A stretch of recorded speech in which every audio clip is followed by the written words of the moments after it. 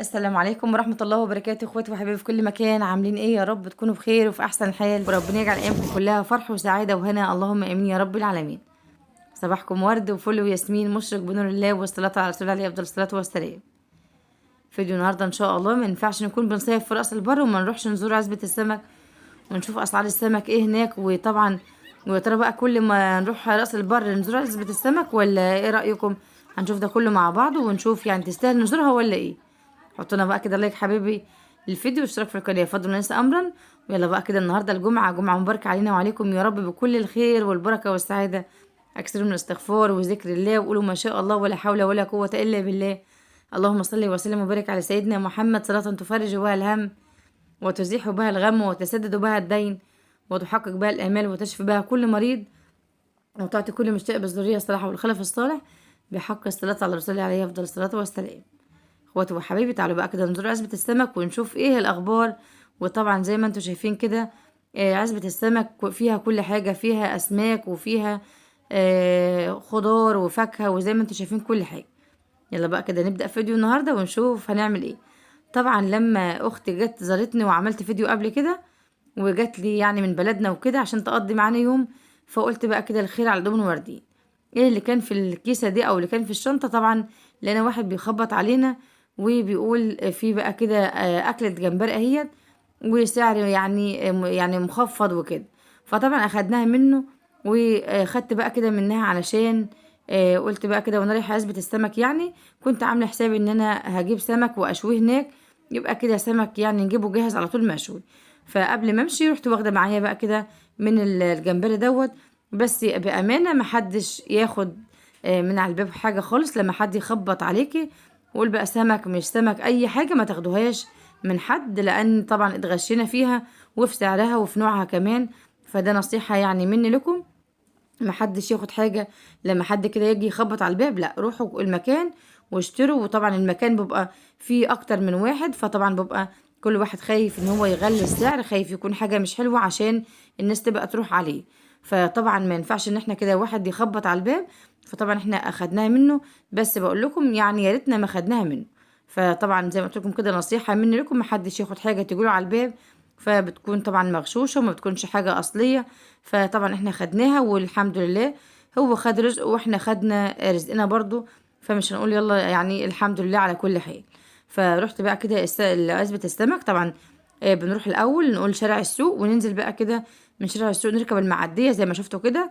ركبت المركب، وبعد كده طبعا أنا معايا زوجي ومعايا ابني. طبعا ما بعرفش امشي لوحدي، يعني انا في البلد في بلدنا طبعا ما بعرفش امشي لوحدي في وسط اهلي وفي وسط جيراني وحتتي وكده. فلما اروح طبعا تاني بلد او بلد بعيدة زي رأس البر، وما ينفعش طبعا ما بروحش لوحدي اي مكان خالص. فخدت بقى كده زوجي واولادي عشان نروح نزور عزبة السمك ونشوف كده ايه اسعار السمك. طبعا اسعار السمك زي اي مكان بالظبط، مفيش تخفيض، يعني مش نقول عزبة السمك يعني اسعار مخفضة، لا، برضو الجمبري كل حاجة غالية والسمك غالي وكل حاجة زي بره بالظبط. يعني البولتي ب95 و85، والبوري من 130 150 180. كل حاجة بصراحة أسعارها غالية. فطبعا يعني ما تقولش بقى كده احنا عزبة السمك، لا، ده النوع دوت اسمه سمك سيوف، كان ب50 جنيه. طبعا انا سألت عليه بصراحة ما كنتش اعرفه، فقلت ايه نوع السمك دوت؟ قال لي اسمه سمك سيوف ونوعه ب50 جنيه. فجبت جبت بوري ووديته يتشوي. وكنت واخده معايا بقى كده النوع اللي هو كنت مرلكه في البيت، خدت منه ورحت بقى كده عشان اشويه. وطبعا زي ما انتم شايفين كده ادي اسعار السمك. اسعار السمك زي ما قلت لكم غاليه برضو. الجمبري ب250، زي ما قلت لكم البوري ب130 150، الصغير ب110، والبولتي برضو الكبير ب85 والصغير ب50. يعني زي اي مكان بالظبط، مش هنقول بقى كده زي ما قلت لكم عزبة السمك يبقى السمك رخيص، لا، السمك غالي برضو زيه وزيه في اي مكان. وطبعا رحت بقى كده علشان اشويه. طبعا يعني محل محترم في رأس البر اسمه العلايلي. فرحت بقى كده زي ما قلت لكم كنت واخده معايا من الجمبري اللي احنا هنشويه. ايوه ده طبعا هو كده المحل العلايلي، فرن العلايلي. طبعا شوي وقلي وكل حاجه انتوا عايزين طبعا. ده يعني فرن كبير بيعمل كل حاجه انت عايزاها. طبعا وديت الحاجه فيه وقلت بقى طبعا الجمبري قال لي فيه اعمله لك مشوي ومسلوق. وخدت بوري برضو شوي. طبعا كيلو البوري بتشوي ب10 جنيه، يعني سعره برضو حلو. طبعا هتاخديه البيت وغاز والجو حر، وبرضو هيها وده بقى الجمبري اهوت. شولنا منه، وكمان قلب بقى كده هعملكم برضو مسلوق كنت واخده معايا.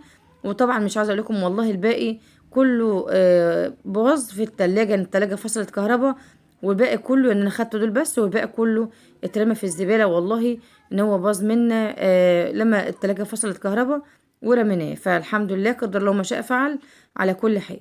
فزي ما انتوا بقى كده شايفين اهوت، يعني اللهم صل على سيدنا محمد. ادي البوري. طبعا البوري زي ما قلت لكم الكيلو ب130، يعني الوسط، في اكبر منه اغلى، يعني بيبقى غالي شويه. وكده شوينا اهوت. وقال بقى كده الجمبري هنشوي، وادي المسلوق.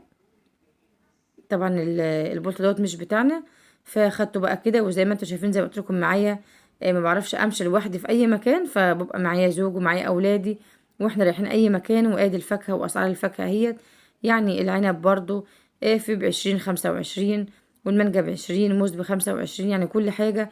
وادي بقى كده سمكه التونه اهيت. طبعا الكيلو منها صافي ب130. لكن هي تاخدها على بعضها كده ب100 جنيه، الواحده ب100. يعني سمكة التونة ديت الواحدة ب100 جنيه بتاخدها على بعضها. لكن لما هو يشفيها بيبقى طبعا أكتر في التمن. خلاص بقى كده خدت السمك بتاعي وشوناه، ومروحة بقى كده علشان نحضر بقى كده. قلت أزور عزبة السمك زي ما احنا طبعا في رأس البر، ولازم نزور عزبة السمك ونشوف الأسعار ايه. لكن زي ما قلت لكم الأسعار بصراحة مش تستاهل ان احنا نروح عزبة السمك. محدش يزعل مني طبعا، أنا صريحة، عشان لما برضو حد يروح فالأقرب واحد منك هاتي. لما يكون برضو حد فرش كده برضو في مكان في الشارع، يعني هاتي منه. لكن حد يخبط عليك ويديكي حاجة ما تاخدهاش، عشان طبعا ربنا يرزق الجميع ويصلح حال. طبعا زي ما قلت لكم مش عايزة اقول كلمة تانية عشان ما ينفعش.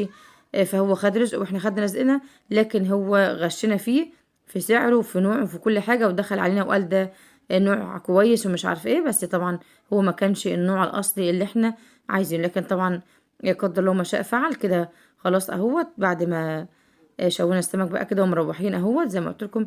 ركبنا بقى كده بعد نعدي برضو المعدية تاني، وبنركب بقى كده المواصلة لحد شاطئ 101، عشان بقى كده نروح ونشوف بقى كده هنكمل يومنا ازاي. حبايبي اذكروا الله وقولوا ما شاء الله. ما تنسناش في اللايك واشتراك في القناة فضلا وليس امرا، بحبكم في الله يا احلى متابعين. طبعا زي ما قلت لكم شاطئ 101 ده كده، وادي البيت اللي احنا قاعدين فيه. طبعا كانت اختي هنا بتشاور لي ام ريماس، واحنا بقى شقتنا اهي. كان ابني طبعا هنا في البرندة اهيت، وكانت اختي برضو. وطبعا بنت اختي رزان جت ورايا على طول، عشان اول ما شافتني على طول كانت جت ورايا. والمانجا ديت كانت ب20 جنيه الكيلو. وادي جبت برضو طبعا مش بكتر الحاجة اللي احنا بجيب الحاجة اللي احنا هنحتاجها بس، علشان طبعا مش كنا خلاص يعني يوم وهنروح. مش هينفع بقى اسوق واجيب حاجات وبعد كده هنروح تاني يوم على طول. وادي بقى الجمبري اهوت. وزي ما قلت لكم نقعد نضحك عليكم زي ما نضحك علينا في نوع طبعا مش النوع الاصلي خالص، وسعره خدناه غالي. بس زي ما قلت لكم الحمد لله. طبعا هنا بقى كده على ما دخلت بقى كده احضر ونعمل شويه رز كده وشويه سلطه جنب السمك. كان بقى هنا اولادي وابن اختي واختي كانوا هنا بيلعبوا بقى كده، يعني بيستلوا كده مع بعض. طبعا بدل ما يطلعوا بره وكده والجو حر، فقعدوا بقى كده يلعبوا بقى كده ضمنة اهيت. وكانت اختي عماله تضحك فيهم ويضحكوا وكانوا مبسوطين. طبعا بنظهر قدامكم باحلى مظهر، واحنا مبسوطين. يعني يا ربنا هو اللي اعلم بالبيوت وباعلم السلام. طبعا هنا كانت رزين يا لا لازم تنضرب يا عمي. كانوا عاملين والله ولا بضرب ولا بس عسل والله يا روش عسل راح فين؟ يلا يا رب ويعافيها، اللهم امين يا رب العالمين. هنا بقى كده بلم الغسيل بعد بقى كده ما دخلت المطبخ وعملت الرز، وبلم هنا بقى كده الغسيل اهوت، عشان لو ورايا حاجه قبل ما نتغدى. طبعا احنا كنا بنتغدى وبعد كده بننزل بقى كده نتمشى. وزي ما قلت لكم يعني بنظهر قدامكم باحلى مظهر، عشان احنا عايزين نديكم طاقه ايجابيه وتكونوا مبسوطين معانا. لكن ياما في البيوت وياما كل الحيطان بالداري والهدوم بالداري، والله اعلم في بيوت الناس. يعني لو حتى من اي مشاكل اي حاجه اي زعل اي تعب بنظر قدامكم بمظهر، عشان بس نبسطكم ونفرحكم وربنا يسعدكم ويسعد قلوبكم حبايبي متابعيني في كل مكان.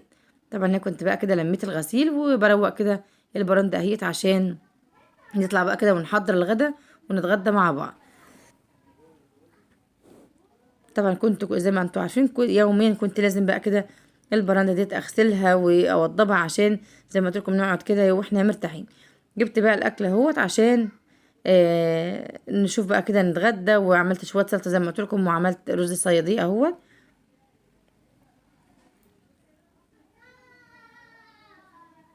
طبعا اقول لكم للعاشر مره ما حدش ياخد حاجه من حد جايبها له على الباب، عشان طبعا زي ما قلت لكم احنا اتغشينا في النوع ده، مش الجمبري يعني الاصلي، وكمان غالي خالص يعني دولنا غالي. فطبعا زي ما قلت لكم هتروحوا السوق، هتروحوا بيبقى في اكتر من واحد وهتشتروا زي ما انتوا عايزين، احسن ما تاخدوه من على الباب. فاحنا قلنا جالنا لحد الباب، فربنا كده يرزقه يا رب، فاخدنا منه عشان مش نرجعه ولا نكسفه. فربنا يا رب يجبر بخاطرنا وخاطركم، زي ما الواحد كده بيحب يجبر بخاطر الناس، فربنا يجبر بخاطرنا وخاطركم، اللهم امين يا رب العالمين. حبايبي كده ده كان فيديو معاكم النهارده، يا رب يكون عجبكم ويكون لرضاكم. وزي ما قلت لكم كده اكثروا من الاستغفار وذكر الله والصلاه على الرسول عليه افضل الصلاه والسلام، عشان النهارده الجمعه كده ونطلع كده بحسنات وبحاجه تكون نستفيد منها. طبعا لازم بعد السمك لازم بقى كده النظافه ديت ونغسل بقى كده مكاننا. وده كان فيديو معاكم النهارده، في رعايه الله حبايبي، والسلام عليكم ورحمه الله وبركاته.